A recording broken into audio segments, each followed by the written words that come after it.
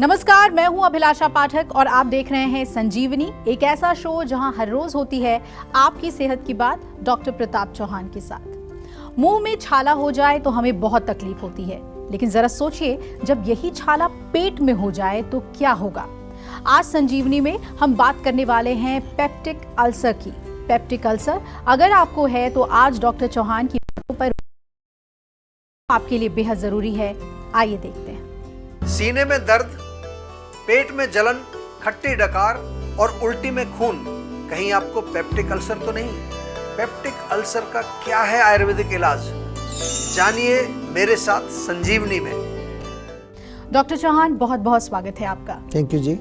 Peptic ulcer के बारे में पहले तो हमें ये बताएं, ये होता क्या है और इसके लक्षण क्या होते हैं जिससे ये समझ में आ जाए कि पेप्टिक अल्सर है।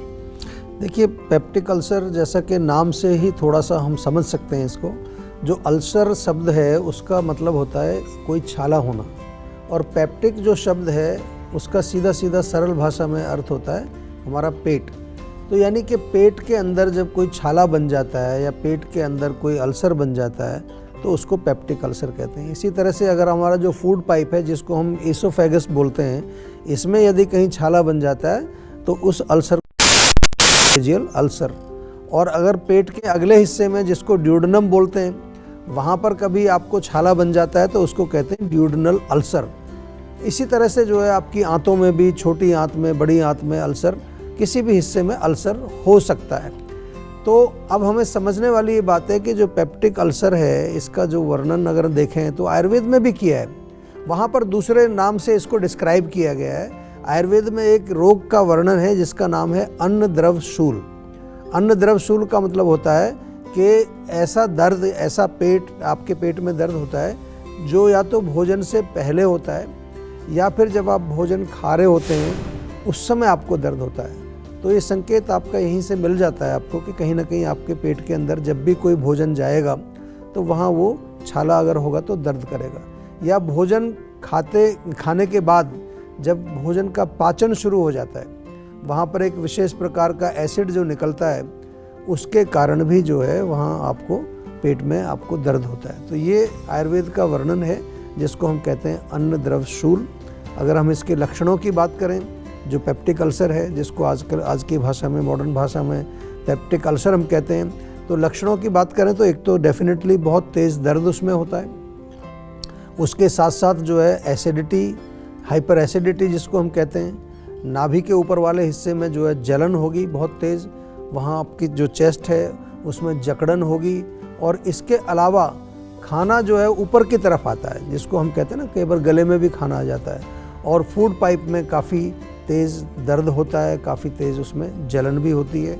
ये इसके मुख्य लक्षण हैं। इसके साथ साथ इस रोग के बारे में थोड़ा सा अगर हम समझने की कोशिश करेंगे तो आयुर्वेद में हम आपको और विशेष तौर पर दोषों के अनुसार समझाएंगे कि कौन से दोष के प्रकोप से ये रोग होता है और किस तरह से आप इसको जो है आयुर्वेदिक तरीके से इस रोग को ठीक कर सकते हैं। कोई घबराने की बात नहीं है, काफ़ी लोगों को ये प्रॉब्लम होती है, लेकिन हमें आवश्यकता है कि कोई भी रोग हो, किसी भी तरह का रोग हो, पहले उसके मूल कारण को समझने का प्रयास हमको करना चाहिए।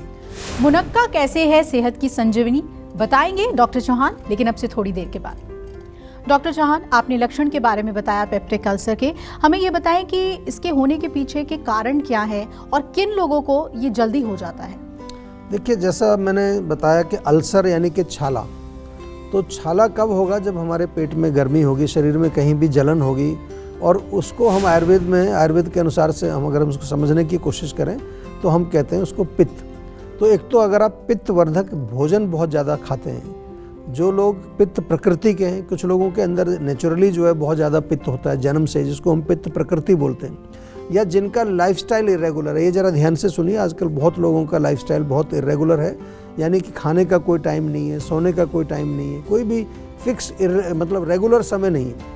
टेंशन के कारण भी होता है, जो लोग बहुत ज़्यादा सोचते हैं, बहुत ज़्यादा मानसिक तनाव जिनको होता है, उसके कारण भी एसिड बहुत ज़्यादा सीक्रेशन होता है। और चाय, कॉफ़ी, अल्कोहल, टोबैको या कोई भी ऐसी चीज़ें जिनमें एसिडिक, जो कि खटासपन हो जिसके अंदर, या जंक फूड आजकल बहुत खाते हैं लोग, ऐसी चीज़ें बहुत सेवन करते हैं जो कि जिसमें बहुत ज़्यादा मिर्च, मसाला, तीखा, ये चीज़ें, खट्टा, ये बहुत प्रचलन में है, तली हुई चीज़ों का सेवन करना, ये सारे इसके कारण बन सकते हैं। इसके साथ साथ यदि आपको इनडाइजेशन रहता है, अपच रहता है और आपके पेट में एसिड बहुत ज़्यादा बनता है, या आयुर्वेद में एक सब्जेक्ट आता है जिसको हम बार बार बताते हैं विरुद्ध आहार, यानी कि ऐसे भोजन को कंबाइन करके खाना जो एक दूसरे के साथ जिनका मेल नहीं खाता है, या समय पर भोजन नहीं करना है, भूख लग रही है बहुत तेज उस टाइम स्किप करना, मील्स को स्किप करना, एंग्जाइटी, अनिद्रा यदि आपको है, रात को नींद अच्छी नहीं आती है,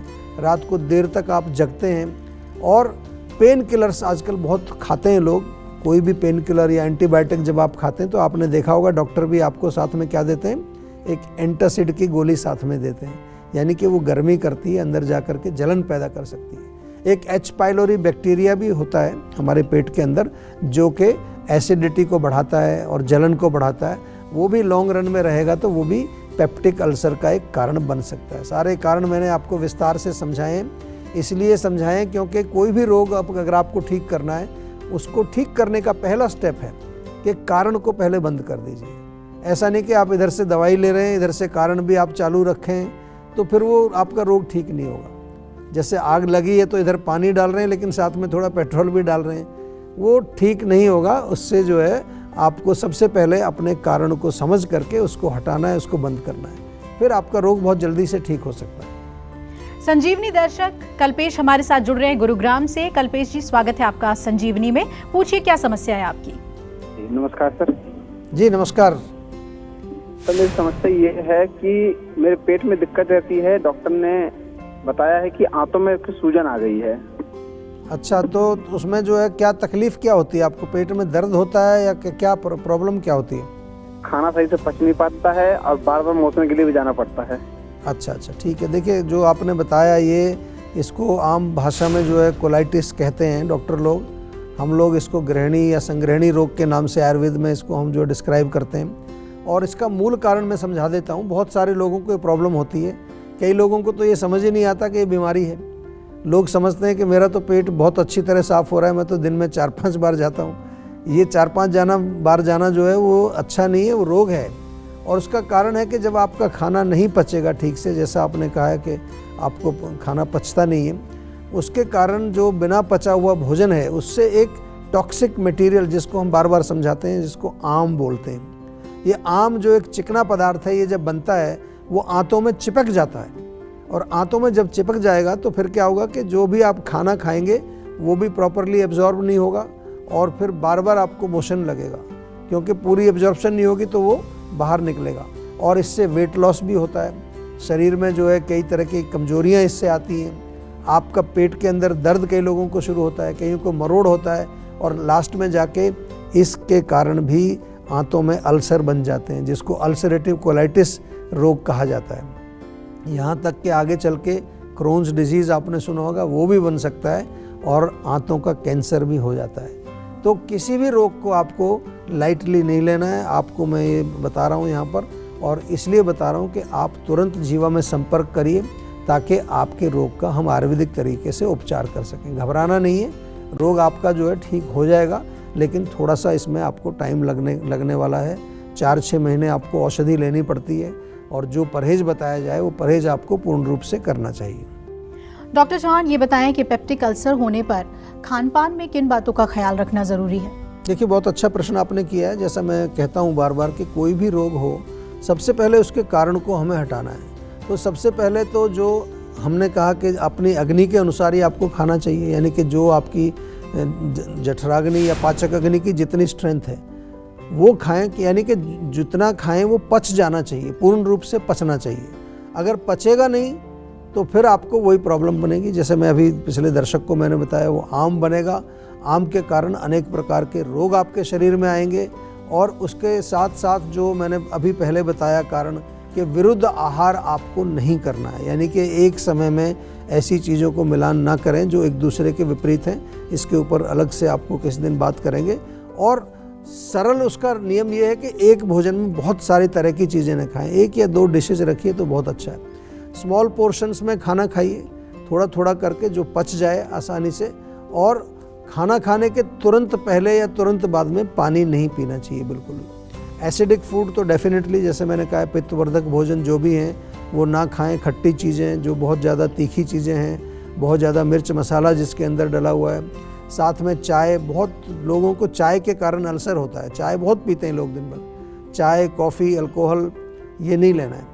सौंफ का पानी बहुत अच्छा है, सौंफ उबाल करके थोड़ा पानी पी सकते हैं। जीरे का पानी आप पी सकते हैं। उसके साथ साथ पुदीना अगर मिलता है तो पुदीना पीस करके उसकी चटनी बना के आप सेवन कर सकते हैं।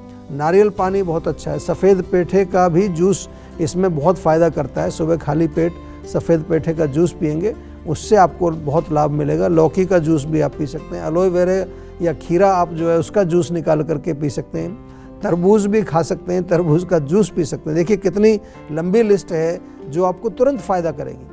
और ठंडे दूध में थोड़ा सा पानी मिला करके पिएंगे, वो भी आपके जलन को और दर्द को शांत करेगा। कुल मिलाकर के अगर एक ही लाइन में बताएं तो आपको एल्कलाइन डाइट का सेवन करना है और एसिडिक डाइट का सेवन नहीं करना है। चलिए अब जानते हैं आज का जीवा मंत्र। डॉक्टर चौहान, अब हमें ये बताएं कि पेप्टिक अल्सर कितना खतरनाक हो सकता है और इससे बचने का जीवा मंत्र क्या है? देखिए, खतरनाक तो बहुत ज़्यादा होता है। कहीं पर भी हमारे बाहर भी कहीं छाला हो जाता है, जीभ में छाला हो जाता है तो कितना कष्ट होता है। और इमेजिन करिए अंदर जहाँ पर आपको रोज़ कुछ ना कुछ तो खाना ही पड़ेगा, वहाँ जा कर के वो बहुत परेशानी देगा। तो इसलिए कोई भी रोग हो, हमेशा मैं कहता हूँ इस बात को, छोटा रोग हो, बड़ा रोग हो, यदि उसका ठीक इलाज आप नहीं करेंगे तो वो डेफिनेटली ख़तरनाक बनेगा, वो जानलेवा भी हो सकता है। और पेट में अल्सर जो जिसकी हम बात कर रहे हैं, पेप्टिक अल्सर की, वो तो एक ऐसी जगह पर छाला बना हुआ है जहाँ पर आप पानी भी पीते हैं, कोई भी चीज़ जाते हैं तो वहाँ वो जा कर के टच होती है। बहुत नाजुक है, अंदर से हमारी जो मेम्ब्रेन होती है बहुत ही सॉफ्ट होती है। तो इसलिए जो है समय रहते ही आपको उसकी इलाज करना है, उसकी हीलिंग करनी है। पेप्टिक अल्सर के जो कारण हैं जो पेट में हमने बताए, उनको आप उनको सेवन करेंगे। और डेफिनेटली अगर आप ये नहीं फॉलो करेंगे तो वो ख़तरनाक भी होगा। उसमें आगे चल के ब्लीडिंग भी हो सकती है, खून की उल्टी भी आती है, कई बार स्टूल में आपको खून आ जाता है, कैंसर तक हो सकता है, आपके पेट का कैंसर हो जाएगा और ये जानलेवा भी हो सकता है। और इसलिए मैं आपको ये समझाता हूँ कि कोई भी गंभीर रोग हो या कोई सरल रोग हो, कभी भी किसी रोग को आपको छोटा नहीं समझना है। आयुर्वेद में अगर हम बात करें तो आयुर्वेद में जब हम इसकी चिकित्सा करते हैं, क्योंकि हम आपको बार बार समझाते हैं, तो अन्न द्रव शूल करके एक रोग है और एक परिणाम शूल करके एक रोग है। 8 प्रकार के शूल आयुर्वेदिक हमारे जो ग्रंथ हैं उनमें वर्णित हैं। यानी कि आयुर्वेद भी एक बहुत एडवांस्ड मेडिकल साइंस है, ये प्रॉपर साइंस है। इसमें डिजीज़ का जो डिस्क्रिप्शन है बहुत अच्छा दिया गया है। और जब हम इसमें पेप्टिक अल्सर की जो आम तौर पर चिकित्सा होती है तो पित्त का शमन, यानी कि जो पित्त दोष है उसको बैलेंस करने के लिए हम औषधि देते हैं। साथ में आपको अल्सर को हीलिंग करने के लिए भी ट्रीटमेंट देते हैं। अग्नि को बैलेंस करने के लिए भी उसमें कुछ औषधि हम देते हैं।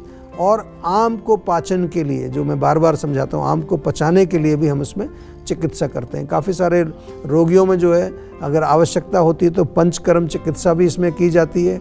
और मानसिक तनाव यदि आपको है तो उस लेवल पर भी हमारा एक मेंटल वेलबींग का बहुत अच्छा प्रोग्राम है, जिसमें मेंटल वेलबींग कोच आपके साथ जुड़ते हैं और कहीं डीपर लेवल पर आपको कहीं आपके जो जिसको कहते हैं आजकल इमोशनल ट्रॉमा, अगर ऐसा भी रोग है तो उसमें हमारे जीवक में एक विशेष थेरेपी हमने आप लोगों के लिए शुरू की है, जिसको हम कहते हैं चित्त शोधन थेरेपी। बहुत सारे लोग आज इमोशनली बहुत जो है ट्रॉमेटाइज्ड हैं, बहुत दुखी हैं, तो वो लोग भी हमारे साथ जुड़ सकते हैं।